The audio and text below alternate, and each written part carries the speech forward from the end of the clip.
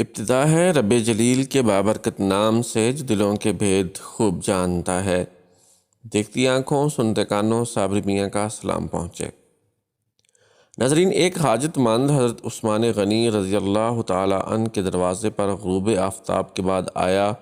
ابھی اس نے دستک نہ دی تھی کہ حضرت عثمان غنی رضی اللہ تعالی عنہ کی آواز اس کے کانوں میں پڑی۔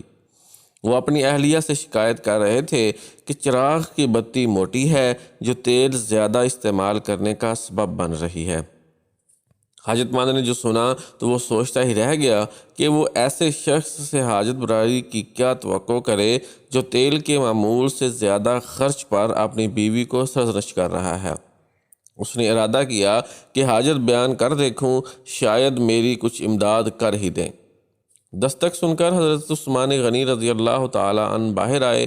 حاجت مند نے اپنی حاجت بیان کی اور لہجے میں زیادہ زور دیتے ہوئے کہا کہ ضرورت کچھ زیادہ ہی ہے۔ حضرت عثمان غنی رضی اللہ تعالی عنہ نے اس شخص کا ہاتھ تھاما، بستی سے باہر لے گئے جہاں آپ کا سامان تجارت بڑی تعداد میں رکھا ہوا تھا۔ آپ نے فرمایا، یہ سب تیری نظر ہے، کیا اس سے تمہاری ضرورت پوری ہو جائے گی؟ وہ شخص حیران ہکا بکا دیکھتا رہ گیا۔ چنانچہ اس نے عرض کیا، حضرت یہ سب کچھ میری ضرورت سے زیادہ ہے۔ امیر المومنین نے فرمایا، مجھے خوشی ہے کہ یہ تمہاری ضرورت سے کم نہیں۔